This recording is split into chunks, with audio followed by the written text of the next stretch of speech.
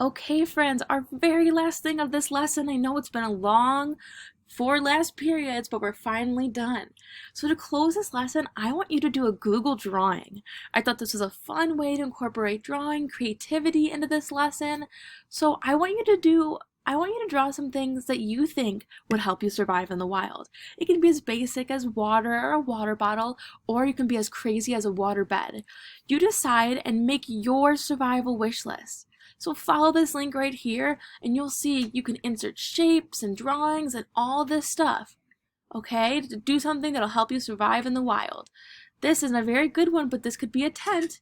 And say anything that would help you sleep under the stars, a sleeping bag, and be super creative. And then you can share right up here. Share that with my email. Everybody knows my email.